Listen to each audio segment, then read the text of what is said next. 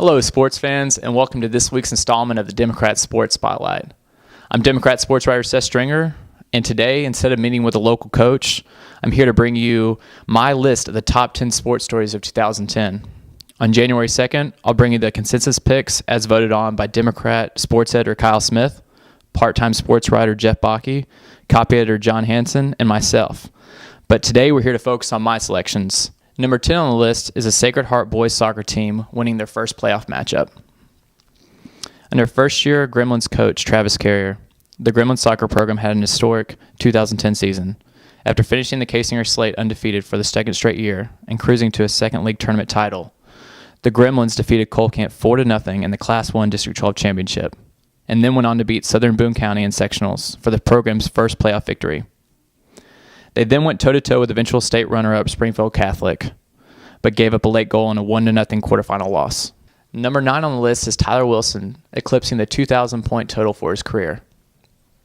Currently a member of the 11-3 State Fair Community College Roadrunners men's basketball team, Wilson ended his high school career in style. Just months after breaking Brad Bauer's scoring record at Stover, which was 1,569 points, Wilson almost single-handedly led the Bulldogs into a Class 2 District 7 final showdown with Sacred Heart. He scored a game-high 28 points, giving him 2,012 for his career, but his effort fell short in a 62-54 loss to host New Bloomfield. Number 8 on the list is Smith Cotton's West Central Conference title. 4 years ago, the Lady Tigers softball program was on life support after finishing 1-24 and 1-7 in West Central Conference play. But slowly but surely, with Clyde Ditto at the helm, a talented core of underclassmen began to turn the losing culture around. The transformation was almost complete last year, but the Tigers finished 9-9 and 6-2 in league play, narrowly missing out on the program's first winning season in almost 20 years, along with the first ever West Central Conference title. This year, however, they finally got over the hump. The Tigers finished 13-8 and 6-1 in conference action, capped off by a 5-2 win over rival Warrensburg to clinch the West Central Conference crown. And number 7 on the list is Smith Cotton golfer Jacob Burkholder. Recuperating from a torn meniscus in his left knee, Jacob Burkholder finished his high school career in style. Playing smart, under-control golf, he had 8 of the 12 fairways off the tee and was 10 for 18 in finding the green on his approach shots. The robotic-like consistency led to 14 pars in a round of 75, good for a 2-day total of 151 after opening with a 76 on Monday. The question, though, was whether it would hold up for a top 15 finish in the medal, something that had eluded him during his high school career. The tough pin placements, wet fairways, and thick rough made for high scores, and by a stroke, Burkholder medaled in a tie for 13th place. Number 6 on the list is Smith Cotton Baseball's district title run. In late May, the 5th-seeded Tigers followed up their West Central Conference crown by upsetting 3 higher-seeded teams to capture the Class 4 District 13 championship in Belton. The Tigers, who finished 16-10 on the year, began district play with a 7-6 win over Raymore Peculiar in the first round. They then rode a 5-run 4th inning to stun top-seeded Lee Summit North 8-6 in the semifinals, followed by an 8-4 8-inning victory over Lee Summit in the title game to capture their first district title since 2004.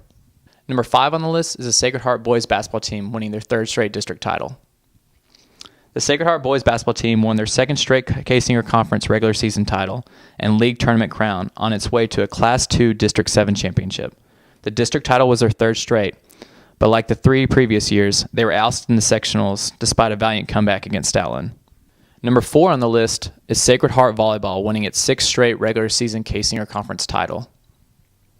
2 years removed from back-to-back Class 1 state titles, the Gremlins continue to dominate the local volleyball scene this season.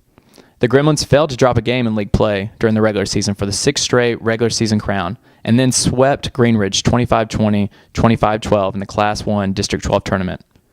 After sweeping Liberal in sectionals, the Gremlins were a game away from advancing to Kansas City for the 3rd time in 4 years. But New Haven came back to defeat the Gremlins 25-27, 25-13, 25-22 in the quarterfinals. Number 3 on the list is Warsaw softball team winning its first state title.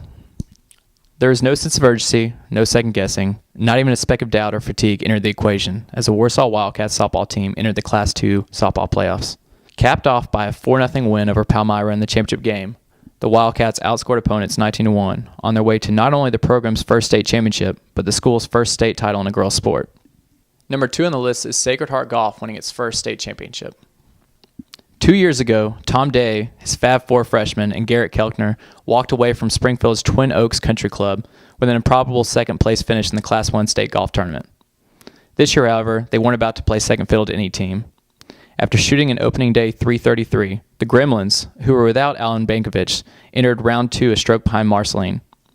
Led by a pair of 79s from sophomores David Baldwin and John Bykirk, the Gremlins shot a second day .330 at River Cut Golf Course in Springfield to finish a stroke ahead of Marceline and capture the program's first state golf title. Occupying the top spot on the list is the Sedalia Bombers. From the dominance displayed at Liberty Park Stadium to the unflinching play in front of the road crowd, from the consistency of the pitching staff to the overpowering heat of the bullpen, from the top to bottom performance of the lineup to the MVP-type season of catcher Jose Behar, from the runaway win in the South Division to the deep postseason run, the 40-10 Bombers didn't disappoint in 2010. The Bombers, who were ranked as high as number 4 in the country, were never shut out and scored less than 3 runs just once, which came in a 1-0 win over Chillicothe that clinched the Mink League Championship in their home finale. At the end of the season, the Bombers ran away with the South Division, ending the season 12 games ahead of second-place Nevada, 18 ahead of Joplin, 18.5 ahead of Ozark, and 20.5 ahead of Mackensites. Just missing the cut were Tipton's 49-game regular season win streak. The Outlaws' second-place finished in the American Professional Football League. The Smith Cotton boys soccer team winning the Western Conference title for the 4th time in 5 years. And UCM reaching the national quarterfinals. Well, I hope you enjoy my list, and check out the January 2nd edition of the Democrat for the staff and readers' top 10 list.